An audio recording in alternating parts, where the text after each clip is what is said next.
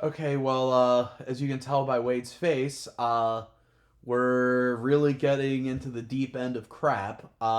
So, hey guys, Wade and I are back in part 3 of our Friday the 13th discussion. This one is what I've dubbed the New Line Cinema Trilogy, Jason Goes to Hell, Jason X, and the Friday the 13th remake from 2009. So yeah, let's just get right into it. Do we have to? Yes. So we're on the ninth film of the franchise. This is the first made by New Line Cinema, and somehow I don't understand how this works. They got the rights to literally I still don't know everything. They got the rights to literally everything but the character. The other thing is, I don't think they were. Did they mention Crystal Lake? They didn't get the name. But I'm saying they didn't get the Friday the 13th name, but I don't think they were able to mention Crystal Lake. Because I don't think Crystal Lake was mentioned. I feel like they do in 10. When they're talking about the backstory of Jason Voorhees. Maybe. But anyway, this movie is so this one. Movie. So the last one was the last in the original line of Friday the 13th films, to use that name. This is the first in the Jason series of probably was supposed to be at least 3. This is the final Friday. One of 3 if you count Freddy versus Jason, which we're not doing. Yeah. And the New Line got experimental, so they got Sean Cunningham back, the guy who did the first one. And let me tell you something. If you think getting the original creator back guarantees success, you're dumb. Because this, I will give them credit for this one and Jason X. They tried to do something different with the franchise. This movie, the concept of this movie would be really good if it wasn't Jason Voorhees. If you did this and movie, it wasn't a slug monster. If you did, no, I'm even okay with the slug poop monsters. I just don't think it needed to be Jason. If you did this idea with a different franchise or no franchise at all, and it was his own completely own thing, I think it has legs. Well, the monsters don't, but the movie does. So what happens in this one is great opening. We start off your typical Friday the 13th fare. You got a beautiful woman going into a cabin for reasons. For reasons, but who cares? Takes a bath. She goes to take a bath. She's getting undressed. She's getting ready to take a shower, which I thought, because they kept doing, and I was so disappointed. If they did a callback to this later, I don't remember it. But they do this great thing where they keep doing where she's looking at herself in the mirror and she looks down and they come back. You think they're gonna do this?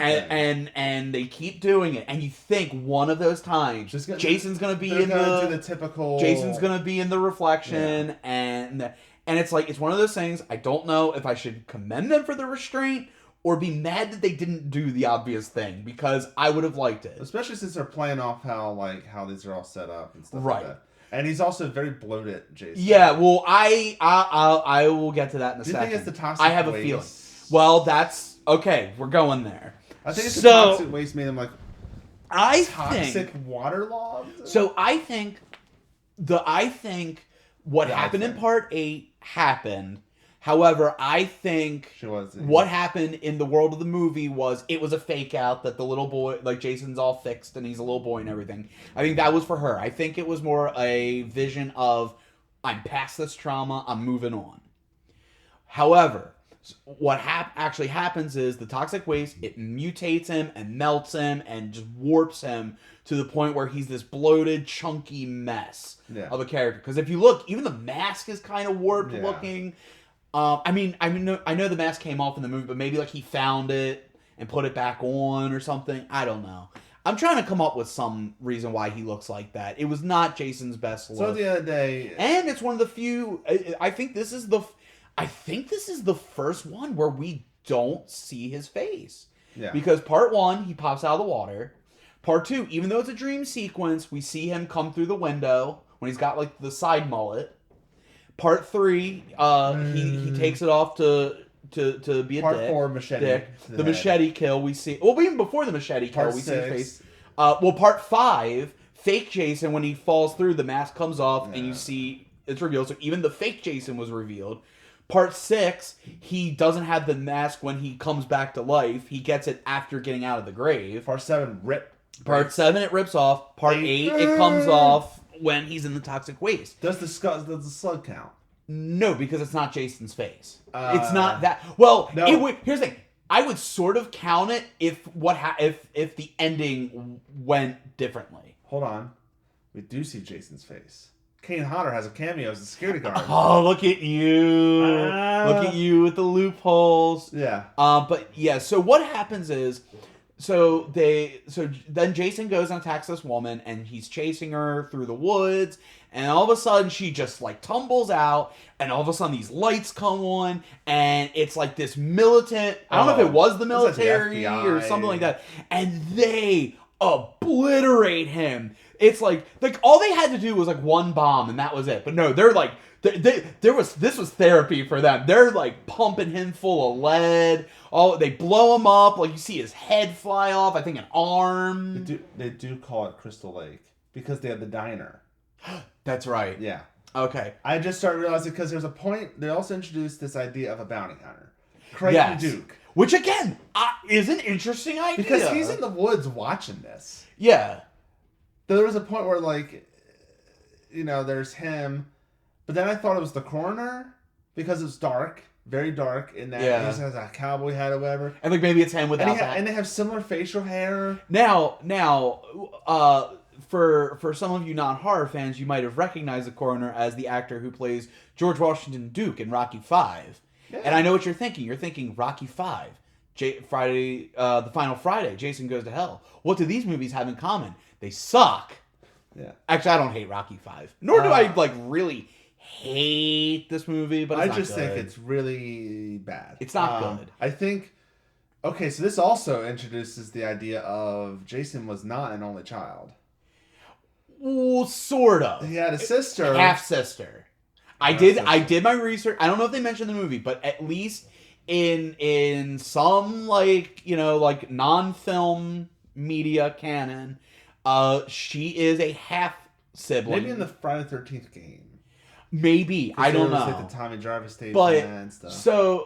So in this one, it turns out Jason Voorhees is not a person necessarily, but Jason is. But he kind of is. But no, because like I said, we'll get to the end.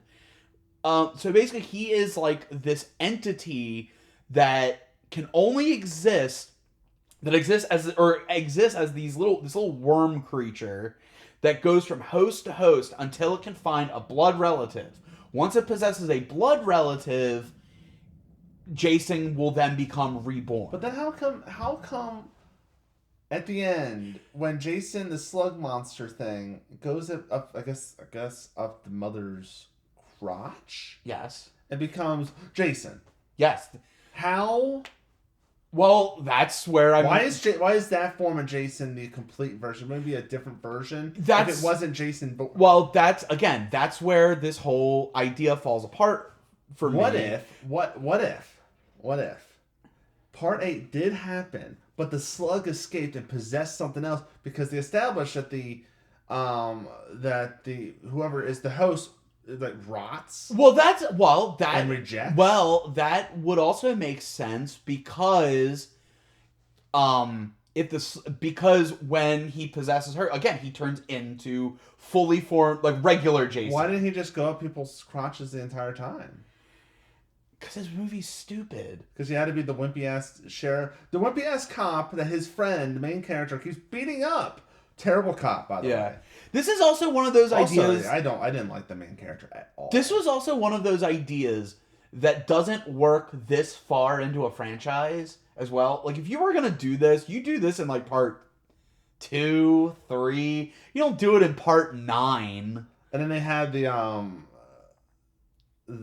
Also, did this movie actually make enough for there to be a 10th movie? Because they call it The Final Friday. And I know, the final chapter, and then the new beginning. X came out 2001. Right. This was 1993. So there was a big gap. But that's what I'm saying. I think. But all the more reason why. I think that this was it because they wanted, because there was the big slasher boom that happened in the late 90s, so we gotta get Jason back. That's probably what happened. Maybe there. I did forget the early 2000s. That was kind of the rebirth of the slasher. Jason X is very early 2000s. But yeah, so the boyfriend of the woman whose mother works at the diner, who's currently dating the news guy. Yeah. We mostly follow him. Him and the girl had a baby. Yeah. The baby throughout most of this movie is being watched by the people who own the restaurant that her mother works at. It's up there. One of the people who works there is played by the fantastic, God rest his soul, Leslie Jordan. Leslie Jordan. And he's trying to win her back. And we never know. Because he still has a relationship with her mother, because her mother knows that he's not a bad guy. We never know what happened between the two, and it's never resolved. No. And one of my favorite things is, this is definitely one of those because the script asked for it.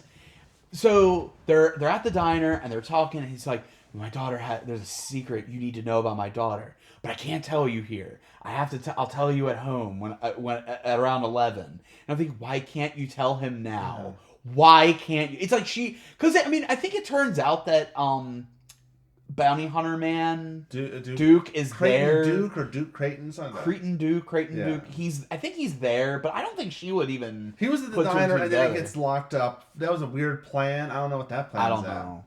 But and that leads to the third or fourth, depending on how you look at things, the third or fourth time someone squared up to Jason, because the slug monster has possessed one of the cops to go to the house to get to the mother. However, the ex-boyfriend fighting Jason Cop, or Cop Jason, which would be, it's kind of like on South Park. Is it the pirate goes or goes pirate? What cop are we talking about?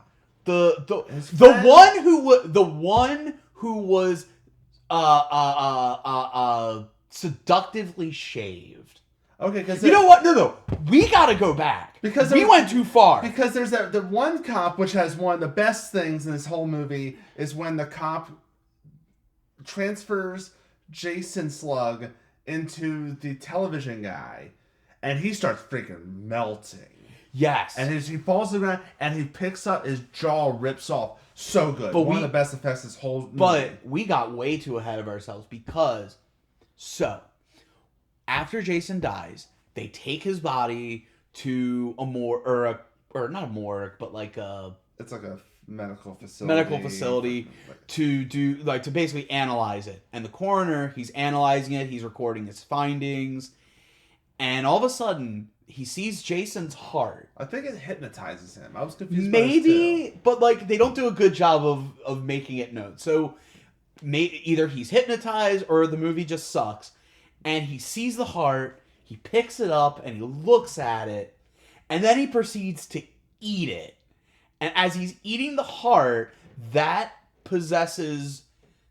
allows the slug monster to go into him. So I'm guessing Jason's heart holds the worm until someone eats it. Or it latches on us. I don't know. I don't know. But this movie has a magic dagger. So when he eats it, he becomes possessed by the spirit of Jason, the worm. And honestly, I can't remember his name, but it doesn't matter. It's Friday the 13th. The actor who does it, he is so good at the Jason, like Kane Hodder mannerisms. He is so much better than everyone else. I kind of wish it was him the whole time. Yeah. Because everyone else just felt lesser than afterwards. And honestly, it got worse and worse. He should have played a slasher. My wife even said he would have made a great killer for us, a horror movie. It got worse. The hosts got worse and worse and worse and worse. But can we talk about the shaving? Because I looked it up, and per the director, the whole scene was literally put in the movie just to freak people out and to make people talk, which is the dumbest reason to have this moment. So for those unaware, there's a moment. Remember this. How do you forget? They don't remember. So a regular human body can't hold on to the Jason worm forever. So I guess he saw the writing on the wall and was like, I need to find a new host. Oh, the shaving. So when he kidnaps the sheriff, He straps him to a table, Yeah, I remember and then now. proceeds to very seductively and homoerotically shave off his mustache. By the way, perfectly shaved. Yeah, the thing it's like gone. That's how it works. And it doesn't make sense because, like, okay, why didn't he shave off the first guy's mustache? Like, when he turned into him, why didn't he, like, grab him and shave or something and shave it off? He's like, why don't you take that ridiculous thing off? Like, it's stupid. But anyway, then he possesses the cop, who then goes to the house to try to possess the mother to reincarnate as Jason, but the ex-boyfriend stops that. And then he ends up into the other cop, which then ends up into TV newsman, and that's pretty much where Jason is for the rest of the movie. No, because then the best friend cop gets him. Well, we think it's the main sheriff, right? But it's not. It's his best friend cop. And for the rest of the movie, until we get to the end, he's in newsman. And then Slug Monster. Then Slug Monster goes up the crotch of the dead mother, who's still in her diner getup, and then becomes somebody saw Dead Alive. Then became Jason. And just jump through the thing like it was nothing. Jason and they all fight, and there's the magic dagger, and then a dagger that, well, it's not just a magic dagger. It's a magic dagger that can only kill Jason if it's done by blood. Yeah, because it turns into a magic dagger when she holds it, which is so stupid. Yes, when anyone else holds it, it's just a sword. It's kind of like CM Punk in that way. When, and anyone else holds a microphone, it's just a microphone. But when he holds it, it's power. When a blood relative of Jason holds it, it becomes a magical dagger. Okay, everyone else is just a knife. But you know what? It does make the promise. Jason does go to hell. Yes. If nothing else, this movie gives you exactly what you paid for. You wanted Jason, you wanted him to go to hell, and he does it. Yeah. There's not much in the way of, like, good moments. I mean, like, there's maybe the fight between the boyfriend and his friend/brother cop, who we never... It's also, like, very badly shot, and the lighting is bad. Yeah. It's really not that good. But we'll get into that. It's not a really... It's just not good. It's not much to really talk about. It's so bad you can't even talk about how bad it is, because once you get to the worm and everything, it's like I mean, it can only be uphill from here, right? No, wait, it's not. Because while I give Jason Goes to Hell a lot of crap for being, a bad film of the franchise, because again, interesting idea, just wrong franchise. At least the new idea they tried was somewhat original. Unlike Jason X, which is the next film in the franchise, where they're it follows the trend of go to space. Yeah. Hellraiser did it. Pinhead went to space. Leprechaun went to space. I'm sure someone else went to space. But yeah, this one is... it starts off like in 2046, I think it was. 2056. Something. It was like that, because they end up in 2350, whatever. So David Cronenberg's there for reasons. I really hope he got paid well for that. He deserves way better. So we see Jason. He has hair again. Little bitty hair. Yeah. So he's back to just being Jason. We just totally forgot. Yeah, I think this is the first example of actual retconning. Yeah. Like so many people say, like, because I think other movies, like, people say, like, oh, this one retconned this, when in reality they just probably just ignored it, or like it was just a continuation with no mention of anything prior. This one is definitely a retcon. This is back to Jason's a zombie person who wants to kill people. So Jason breaks out. I'm just going to fast forward because no one cares about the beginning. Jason basically breaks out of military confinement. Well, he's smart enough to do a switcheroo with the one guy, because they have him chained. The guy puts the tarp over him to be a dick or whatever. So when they come back, he did a magic trick, and now the guy who put the tarp on him is under the tarp, and now Jason's free. And he murders everyone except for the doctor lady, who fights him in the cryo chamber. She lures him into like the cryopod to get him where she wanted him in the first place. Smart. And freezes him. And then somehow, because he stabs her, it broke containment, and now that whole room is now cryo frozen. Right. So she is like she would be dead, but she's in any lore about cryo freeze. Right. To live. It froze her in that moment, her. so she wasn't dead yet. So that way, when they unfreeze her later, they can heal her. Unfreeze her, and I guess in the future they have some terrible fucking personalities. What do you mean in the future? Because we get that one guy that gets his arm cut off, and he's like Rasta-ish. Are you talking about Are you talking about like the skinny guy? Yeah. You want a fun fact? Who? Would you like a fun fact, everybody? Just do it. That kid is one of the kids who makes fun of Tommy in Tommy Boy. Oh my god. When he's on the boat. No. And my god, it is. And for all you Olsen twins fans out there, he was in It Takes Two as oh my god, I can't remember the name, but he was like the butt kiss son, like their actual okay. Was it Harry Buttkiss, I think his name was. But like he was the son that I like that movie. I don't care. I like that movie. But it did my little 90s heart good to see someone from two of my favorite 90s movies in one of the worst movies I've ever seen in my life. So it ends up that there's a crew on a spaceship, which was the Grendel. More like the Grundle, am I right? So it's split off. There's the professor, Dr. Man, that has the students. Dr. Man. And then we have the pilot, and then we have the guy with the bandana and the mustache who's like kind of like a lab guy. Sure. Or tech guy, I don't know. And then he has a lab. And then there's the military people. Yes.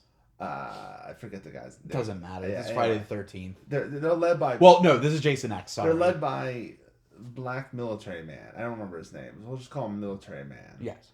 And then they revive her and fix her up with tech ants. They call them ants. It's more like nano ants. I was gonna say, like, if you read like comic books, it would be like nanobots. They fix her up. And were they trying to revive Jason, or were they just trying to do an autopsy? They were just doing an autopsy, but Jason didn't die because he was cryogenically frozen. He wasn't like mortally wounded. Well, he's also a zombie. Yeah. So he's pretty much like unresponsive. Woman doctor is doing like her test. She's trying to cut off his mask, whatever. Which stops. Well, no, she doesn't stop because she actually does take the mask off, and we see his face. Oh, that's true. So again, even though we don't see his face later when he's different, we do see his face in this one. So I'm still right. Jason Goes to Hell is the only one where we don't see his face. But then we had couple have sex. And this is the best part of the whole movie. This whole scene is... This is the only enjoyment I got in the whole movie. So the couple has sex, and Jason shoots up like Red Foreman on that 70s show. Party. Yeah, if you guys remember that 70s show, I know nowadays people are trying to act like it wasn't a pop culture phenomenon, but it was.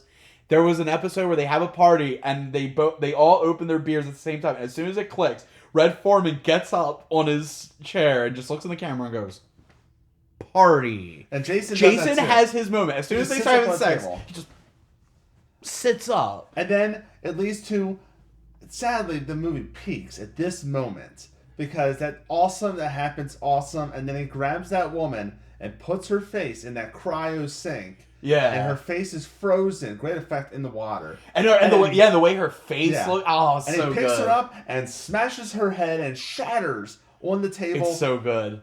Peaks right there. That's where the movie peaks. Yeah. And it never fully recovers.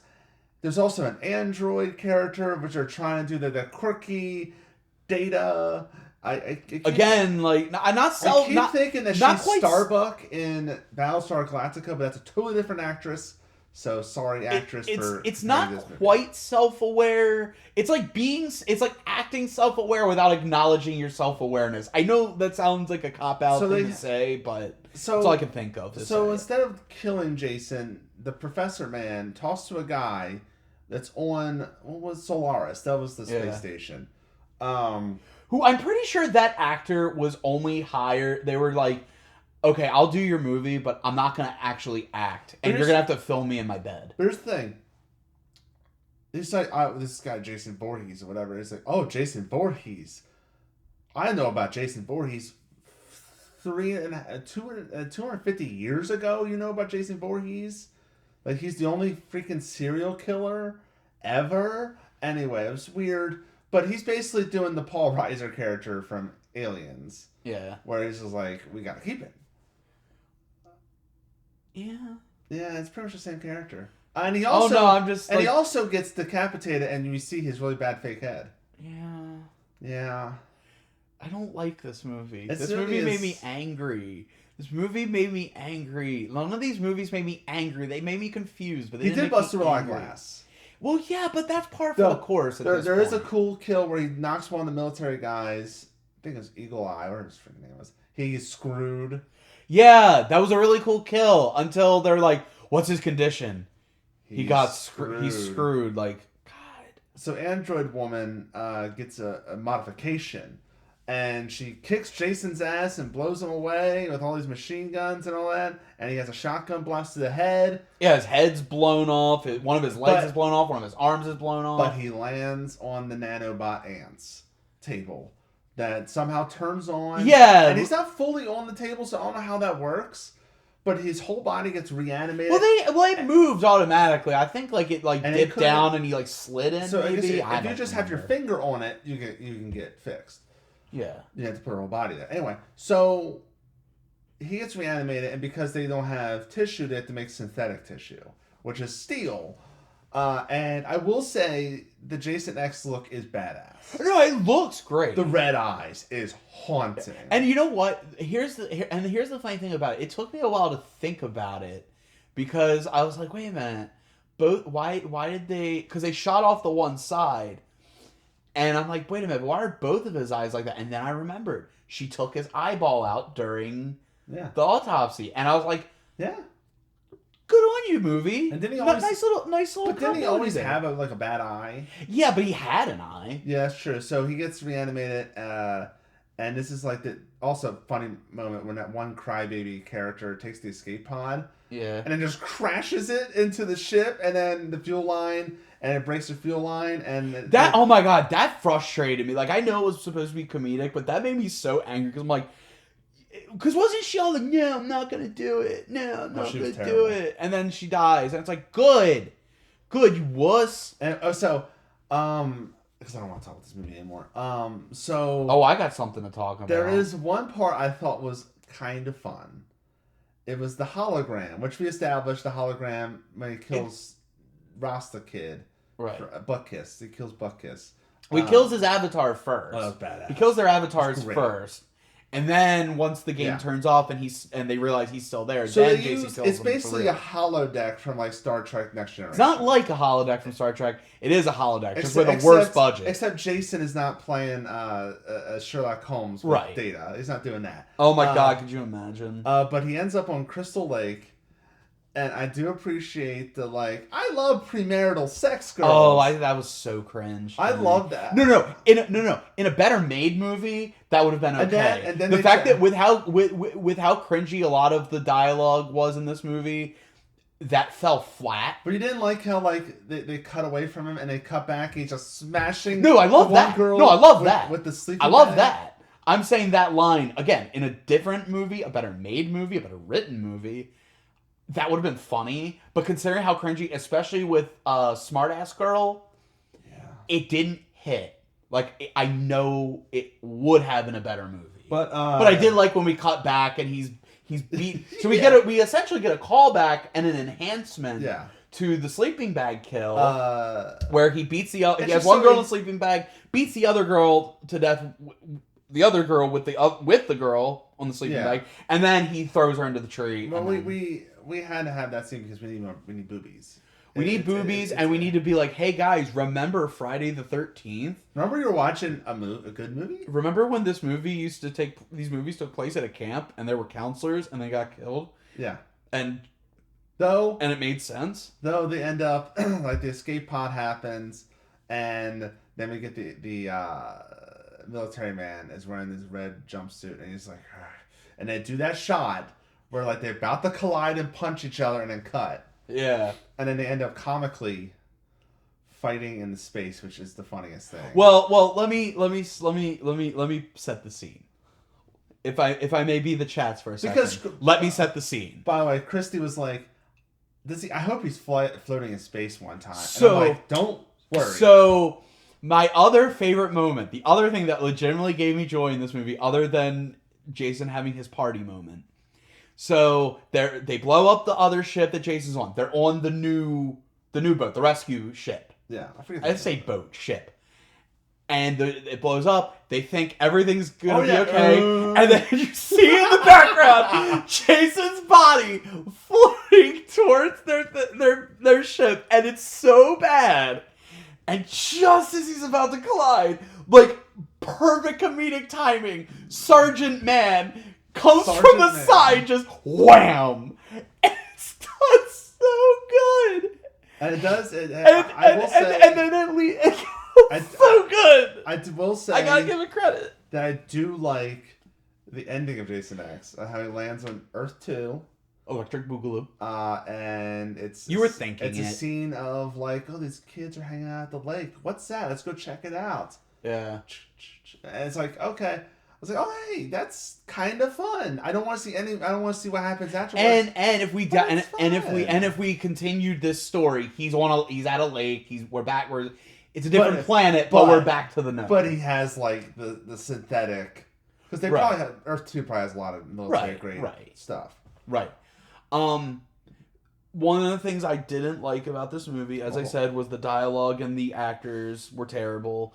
But one in particular, Final Girl wasn't dead either. No, she was better than the other people, but still not good. Yeah. But Snark Girl, that's what I'm gonna call her. Is Snark Girl the one that has like the open open shirt? Yeah, she's terrible. Oh my god, whoever did they openly? You mean this girl?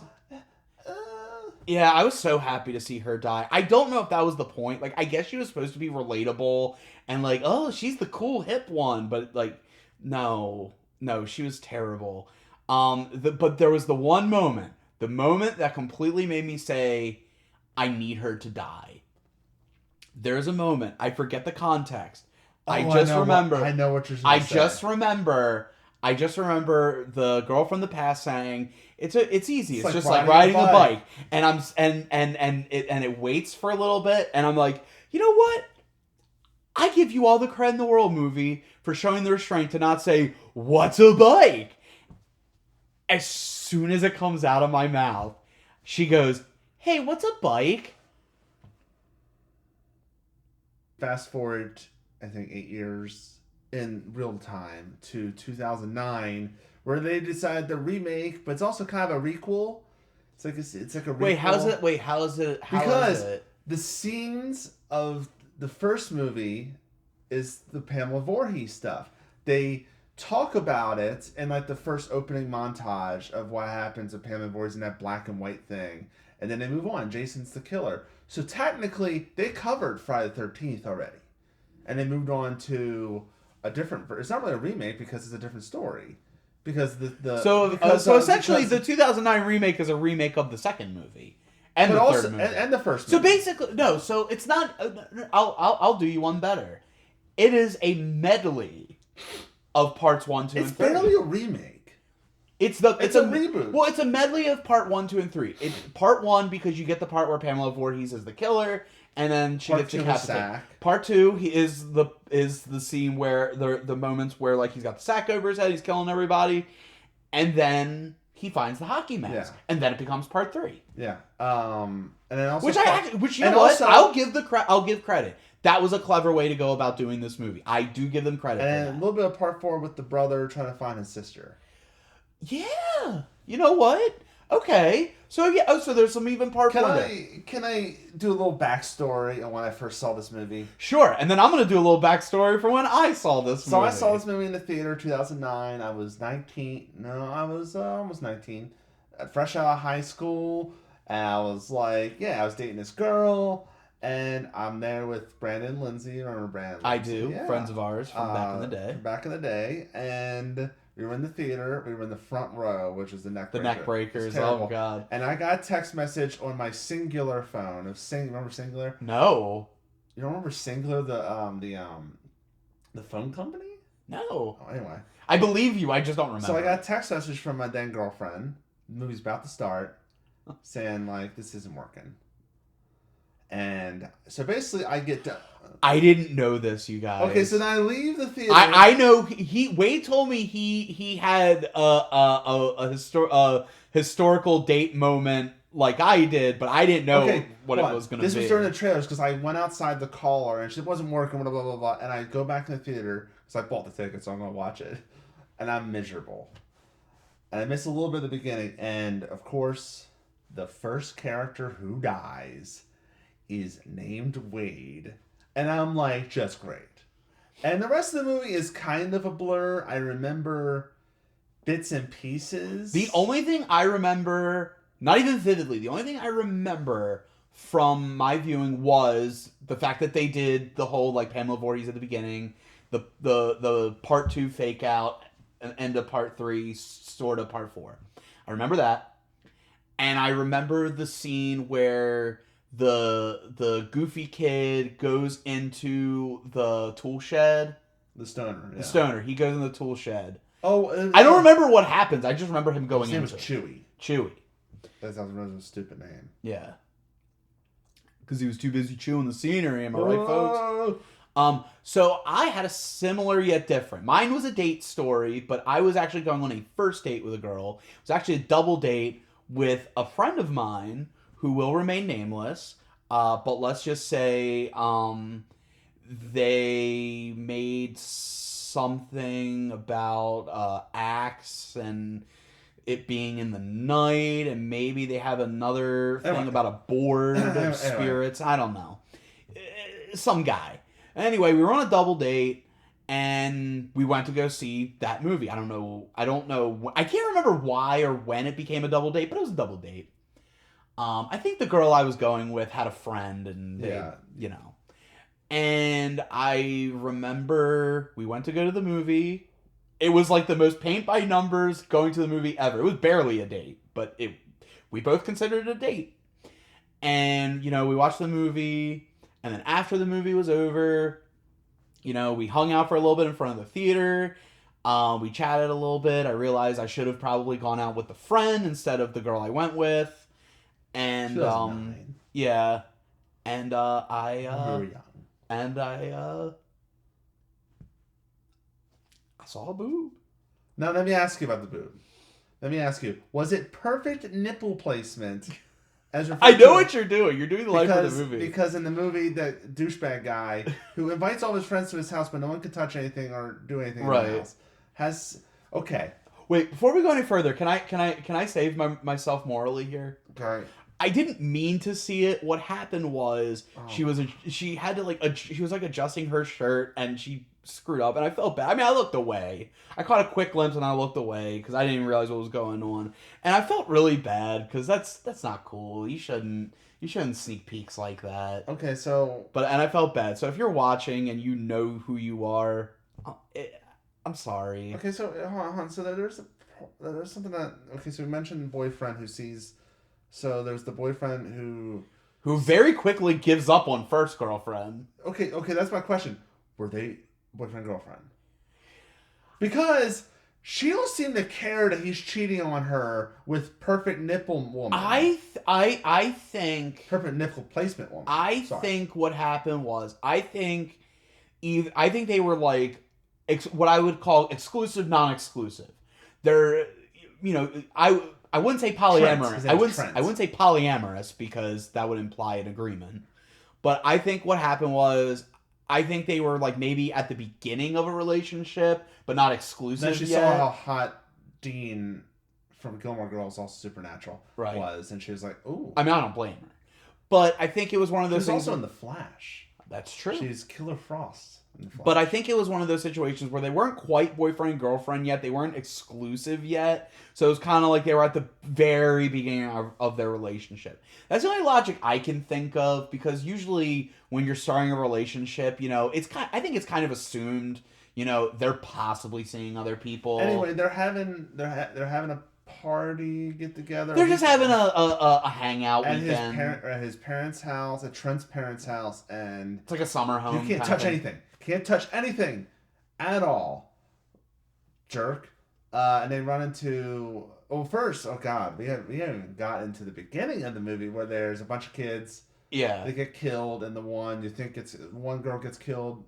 You think Whitney, and turns out her brother, played by Jared, I can't even say his last name. It's Puletsky or whatever.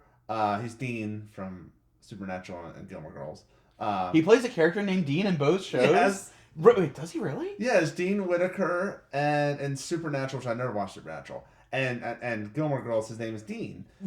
Are you making this up? Which I've seen every episode of Gilmore Girls. Are you making this up? No. So he managed to play two characters named Dean. Same haircut too. On WB shows. So yeah, he. That is wild. So he's looking for Whitney, and we learn that Whitney is actually being held hostage because she has a locket they found at the camp. She looks like Pamela Voorhees. Well, and so he thinks it's his mom. Well, and it should which be is the part well, two. and it should be established that at the beginning when they're doing the Pamela Voorhees is the killer segment, that's the locket that she has. So he's able to piece together that's my mother, and this locket was hers. So he holds on. So like before doing the whole thing with like the sweater and the head, he at least has like the locket, and that is like his thing with her. And one thing I liked about that scene is it is a total fake out, because when you're watching the movie, once you know what it's going on, you're like, how did I not realize this? Yeah. Because when you're watching, you're not looking at time codes, you're not looking at your watch or anything like that. Is this a short film? What is this? Well, depending on how into it is, you don't even realize how far in we really are. And so, you're seeing all these moments, all these kills and everything going on. And then the final person gets killed, and you're like, all right, credits? Yeah. And then you see Friday the 13th. And you're like, what? Like, I will give credit where credit's due. That is very creative. I like I said, I like the idea of going through, like, being like a medley of the first 4 movies. I like the whole idea of, it may seem kind of cheesy, but I like the idea of like, oh, she's similar looking to his mother. So at least, he has a reason to think this might be my mother. Yeah. Or if he doesn't think it's his mother, at least a sibling of some kind. So while it might be corny, at least logistically you could argue, because he's not exactly the brightest bulb on the tree. It's also there's a part where I did read something about film was damaged at some point, because in the beginning you notice something that there's like the reverse shot, the classic A/B camera. Some of the over shoulder camera was like blurry and out of focus and just really weird looking. But I read that there's some of the day's footage, like I think a couple days, was like damaged. So on one camera or something like that. It's a rumor I heard. Why did they just reshoot it? I don't know. Because they didn't have the budget. Also, by the way, this is a different Jason. This is Derek Mears' Jason, not Kane Hodder. This Jason is, I guess, when he went to camp, he may also have been a Boy Scout because he got his badge, his archery badge, when he shot that guy. Yeah. Oh, by the way, great scene when he shoots the guy. Don't take my boat. He takes the boat. He gets shot right through the eye. Great. And also, like, the girlfriend is like hiding underneath the pier, and then impaled. Oh, this knife right through. One of my this favorite movie's kills. Better than I remember it being. He's also survivalist Jason because he has like the bunker, which kind of in a way kind of plays into part 6. Yeah, because isn't that the one where he's got all the tools and everything? That's part 7. Part 7 plays a little bit. Part 7. But like there's a weird scene where she was like, where first girlfriend sees Dean out of the house because Trent's like, get out of my house. Well, we should mention he's looking for his missing sister. Before they get to the camp, they stop at a grocery store and they run in. And Dean is he Dean in this movie? No. Well, because that would have been great. He plays Dean in 3 things. But Dean from Supernatural and Dickhead, they bump into each other. And they have like they are clearly at odds with each other. They clearly do not like each other. They do not see eye to eye. So she says, she sees him out, and then she says she sees his motorcycle or motorbike, whatever, and then she says, "What's a bike?" No, she didn't say that. Fuck you. No, she said, "Does that thing still run?" Yeah, he rode it there. Yeah. And also, she didn't see him out. They just left. They just went wandering to look for his sister. Right. And I was just like, that was interesting. I do say Trent did get killed really, really cool. Like, he gets impaled on that truck. Yeah. And the truck drives away. So cool. Right. So cool kills. I like. There's also smart Jason, too. Where, like, Jason is also good at axe throwing. He throws the axe at the black friend. Right. There's only one. Yeah. And you know what? This film franchise is so progressive because the black dude doesn't die first. The stoner, let's just say he's stoner man that almost masturbated to a catalog. Yes. And he also cheated on Lucille, apparently. Lucille the bong. Yes. But that was dumb. He gets hit with the axe, and he's like, help me, help me, help me. And they're like, no, he's trying to lure us out. It's like, oh my god, smart Jason. Yeah, the only thing that... And also, of course, this is a Final Fantasy. This is a Friday the 13th movie. It ends in a barn. We do get a barn. Oh, it ends in but we get a barn. The climax is in the barn. The ending is on a dock, which they do the ending. But the only thing that really hurts this movie is the dialogue. I think a lot of the dialogue is really bad. Yeah. I definitely think it was a case of probably decent actors that just didn't have a good script to work with. But it's weird. It's like the dialogue is bad, but the way it's paced and the story is okay. Yeah. So eventually, he finds his sister. They kind of figure out what's going on, like what's going on with Jason and everything.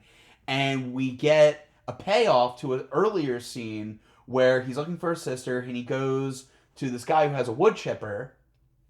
And he asks if he's seen his sister. He's like, no. And then, isn't he the one that's like, I wish I had, being all horny and everything? Yeah. And then the most awkward, by the way, you want to buy some weed? Yeah. That was like... Which we established that there's weed growing in the woods. Yeah, but it's like, that was probably why teenagers go there and get stoned. Yeah, but I thought that was like, cut that line out. Yeah. That was so cringe. But... It pays off. So they're getting chased by Jason. They're trying to get away from him, and then it leads to the aforementioned barn with the wood chipper, and he gets the chain wrapped around him, and he gets pulled further and further into the wood chipper until if I remember correctly, does he go in the wood chipper? His head does. His head goes in the wood chipper. Because remember they push him in the water at the end, right? And they threw the hockey mask. Right. So his head goes in the wood chipper. I guess sinks. Sure. So they do that, and then they take him to the water for reasons. They toss him in, I guess. Because he drowned in the lake, so they should arrest him. Yeah, we gotta be symbolic. Also, filmmakers, you don't always have to be symbolic like that.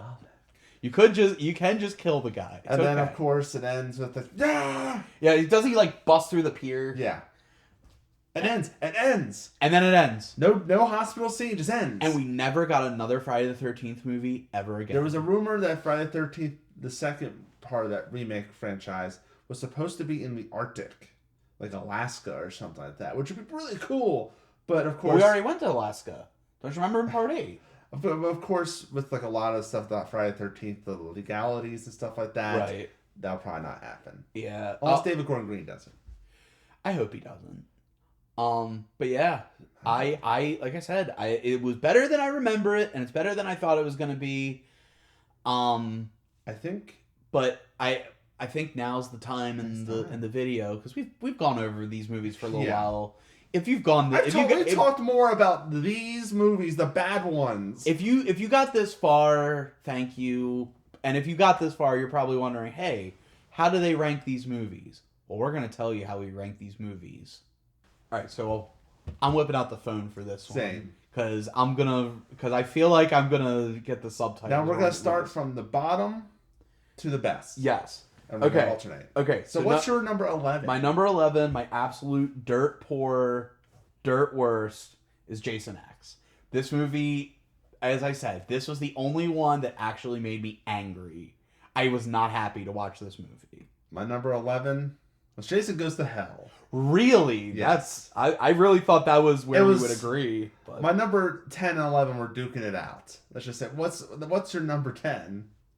Number 10 is Jason Goes to Hell, the final Friday. Well, Because, well, again, it was still a terrible movie, but I at least respected an attempt at something interesting. Well, my number 10 is Jason X. Okay, so we're not too far off. But I think my thing about Jason X is that scene with the cryo freeze head and him sitting up. I think that outweighs anything that Jason Goes to Hell does. I there's a part of me that wants to agree with you, but I just... Okay, so too much movie. We've gotten the bottom of the barrel. We knew that these two were going to be in the bottom. I legit do not know how your list is going to go. Okay. What's your number 9? Number 9, Friday the 13th, Part 8, Jason Takes Manhattan. I was very irritated and frustrated by all the stuff with the little boy. I still hate the fact that the whole Takes Manhattan thing is a lie. A lot of goofy stuff that's just not even, like, so bad it's funny. It's just bad. Okay. Not to mention logistics. My number 9 is 3D. Wow. 3D, I really do not like 3D. It's very forgettable. I think the 3D is just it's too much of the 3D gags that kind of handicap I think the movie a little bit. So my number 9 is 3D. I know you're probably okay. So what's your number 8? Number 8 is going to be the remake from 2009. Really? While I again like Jason Goes to Hell, excuse me. While I do appreciate them trying to do something interesting with the whole, like, basically being like a medley of the first 4, and I do think some interesting kills, but that dialogue was so bad throughout the movie that I just couldn't take it any higher. I wanted to. I really wanted at least to be number 7, but I had to put it at number 8 just because that dialogue just really some of it really irked me. I'm going to piss people off. My number 8 is the original. I don't think you're pissing off too many people. Because knowing where the Friday the 13th movies go, it's kind of a slog. It's kind of uninteresting at times. The main character's blah. Like, it's only known for the kills and the music, and that's it. Yeah. And the twist. It's really only known for 2 kills, if you think about it. Yeah, it's just whatever. What's your number 7, Scott? Number 7 is going to be Part 3. Okay. Of that original, like, before Jason dies, this is the one I remember the least from. This is the one that I probably had the least fun while not hating it. Yeah. And I really think, like, other than getting the hockey mask, there's nothing of note here. Yeah. Number 7 is Part 8, Jason Takes Manhattan. Oh, wow. I still think it's kind of fun kill-wise, and, like, I like the different locale. Even if it's just the boat, it's still a different locale. I like the idea of the different location. I just think they could have done more with it. I think I had more fun watching this. Maybe it's just the experience of watching it. And it's so bad that you just enjoy it a little bit. So that's my number 7 is Part 8. All right. My number 6 is going to be Part 5, A New Beginning. That's funny because my number 6 is Part 5, A New Beginning. Like I said about the remake, like I said about Jason Goes to Hell, I like the idea of them trying something new.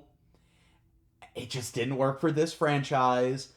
But but the reason I put it so much higher than the other 2 is because this is the one that, of the 3, logically makes the most sense to be able to do. Yeah. Because you could have someone inspired by Jason. Something happens that makes them snap. They decide to become Jason and then do the thing. So I could see it makes the most sense. It had some nice kills. It had some fun moments. Then damn enchiladas. Just the entirety of Demon in this movie just really, like, set up higher. As ridiculous and really not... It doesn't really fit with the other ones before or after. But I kind of like that about it. Yeah. This one's... It's not my favorite. It's the most 80s of all of them. It's not my favorite, but I could put this one... The thing I like about this one is I feel no need to put on the ones before because it's kind of its own thing. It's a fair little argument there, except for the Tommy Jarvis part. You kind of need that. But at that point, it's like, who's Tommy Jarvis? Oh, remember Tommy Jarvis we didn't talk about? Remember Tommy Jarvis beat up Junior? Yeah. Anyway, what's your number 5? Number 5 is the original. The original Friday the 13th. I put it here because as a movie, I think it works well. It's just not all that interesting compared to everything else. I'll say this is the one that from beginning to end, one of the ones that from beginning to end, I was not frustrated. Nothing made me angry. I didn't question anything. I just kind of rolled with it. That being said, there was also not much interesting going on because a lot of the kills were the same. A lot of slit throats. You got the arrow through the neck. You got the guy up against the door with the arrows. But beyond that, it was what it was. And again, it probably would have gone higher if the ending would have if it would have ended right when Jason pops out of the water. My number 5 is the remake. I'm not offended by this. I'm not offended by this. It's one of those things I view it as, for a Friday the 13th movie, this is the greatest hits. But it adds new wrinkles like the captive sister, and also the effects. They're not blocked by the MPAA. Well, because a lot of them were probably more digital effects. Yeah. But they still looked good. I thought so. Yeah, I think it's... The final girl wasn't the worst. There's also a final guy. There's twists and turns. I did not think the Killer Frost girl was going to die.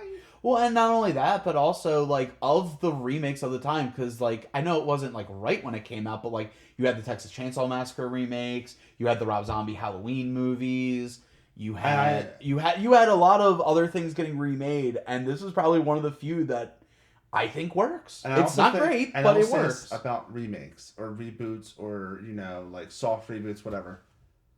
The glory shot of when he gets the hockey mask isn't gratuitous. It isn't like, oh, this is the hockey mask. It was just like, oh, there's the hockey mask. And he logically puts it on because his sack got ripped off. Yeah. Like, it does that glory shot well. Yes. What's your number 4? Number 4 is going to be part 2. Ooh. It's kind of in that vein of part 1, where it's a kind of well-made movie but with much more imaginative kills compared to the first movie, compared to a lot of people don't like it. I kind of like the look of Potato Sack Jason. And of the ones after the first movie to do the fake out jump scare, this was the best one.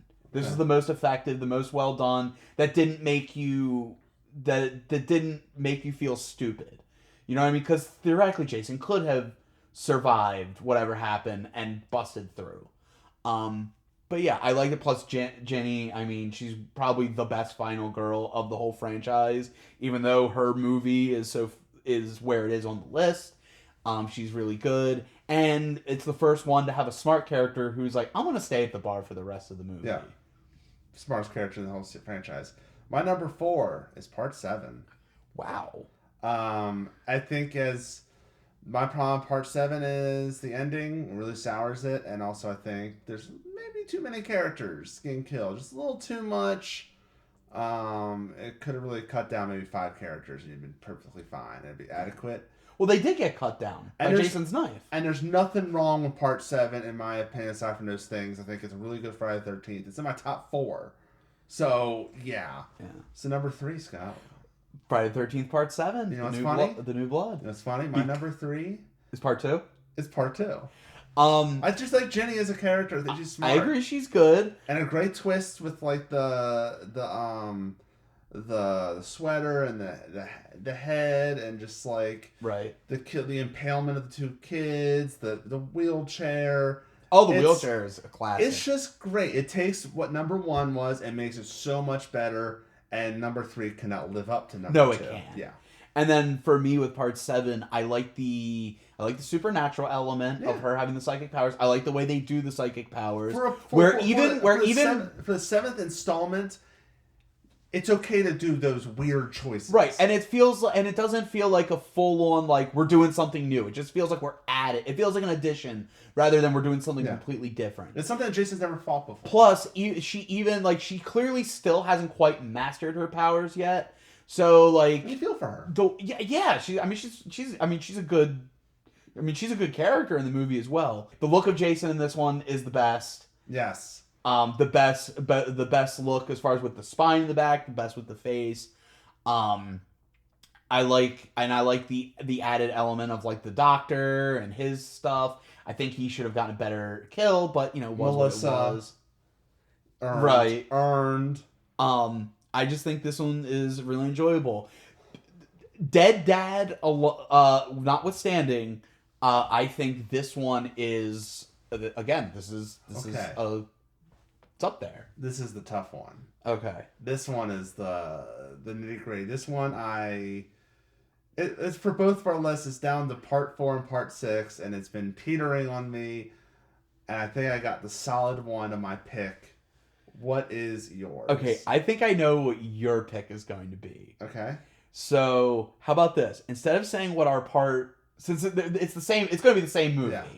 How about this? On the count of 3, we'll say our number 1. Yeah. At the same time. Are we gonna say part?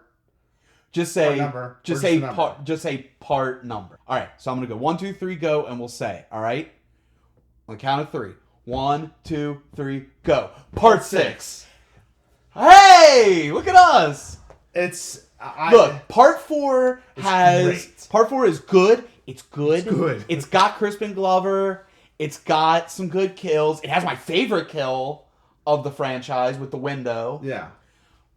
But part 6 has extra elements. Part 6 is a better movie, overall movie. Like, if this was the only one in the franchise, if this was the only movie the perfect between the two, it's perfect. It has everything you want. It has things you didn't know you want. It's got comedy in the right spots. It's got horror in the right spots. It's violent where it needs to be. It's got consequences. It's got gravity. Everything. It's violent where it needs to be. It leaves it to your imagination when it needs to be.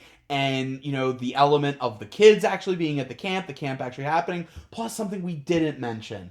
The greatest edit of all time. When the caretaker or whatever's like, they probably think I'm a big fart head. Yes. Don't they? And they come to the kids going, yeah! Part 6 is great. Yes. Part 6 is great. Part 4 is also great. Like, if you can't watch part 6, watch part 4. As I said, it was teetering. Like, those two... Jason X and Jason Goes to Hell were teetering at the bottom. This was teetering at the top. Basically, so good. Basically, if you like living like alive Jason, part 4 is going to be for you. Yes. If you like zombie Jason, part 6 is going to be the one for you. But this is a much better franchise than Halloween. Yeah, I gotta say I enjoyed more stuff from this one than I did the franchise. I still say the first Halloween is still my favorite, one of my favorite horror movies, but 6 is up there now. And here's the thing, I'll have better likely chance of watching these movies, like rewatching. Definitely the top 5 I'll rewatch. Halloween, not so much. Right. So it's if nothing else, I know my wife and I will watch parts 1 through 4 and 6. 5 I'll have to watch on my own. She hated it. 5's rough. If you're not into it. Yes. If you're into it, it's okay. If you're not into it, it sucks. Yeah. But and then I'll watch part 7 because part 7 is still good. But I'll probably stop at part 8, and maybe I'll watch the remake. Yeah. But like I said, that's it. That's it. That's our rankings. Let us know in the comments below what your rankings are. I would love to know what your rankings are. What's other retrospective lists we can do, especially because Halloween next year. Do we do the Hellraisers? Do we do do we do Nightmare on Elm Street? Do we do Child's Play? Do we do Puppet Master?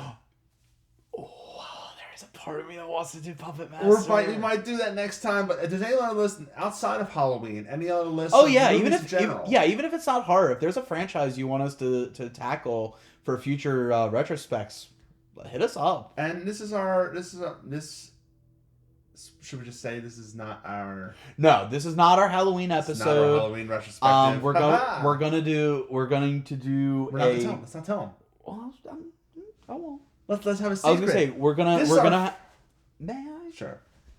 We are gonna have a video for Halloween, so don't you worry. We're not, like Wade said, we're not gonna tell you what it is. But I will say, if you're a horror fan, You will not be disappointed in the subject because this is something. I think even if you're not a horror fan, this will be a subject everybody knows. But you'll have to wait until we either decide to announce it or spring it on you. That's our Halloween episode that's coming out a little before Halloween. This is our Friday the 13th episode. Yeah. Well, we thought because there's a Friday the 13th in October, it's the spooky season, so we thought we double dip. So we did the Friday the 13th franchise, and then we'll give you a Halloween. So be sure to like, subscribe, share this video, do all that stuff. And so until next time, I'm Wade. And I'm Scott, and Halloween Ends still sucks. It's true.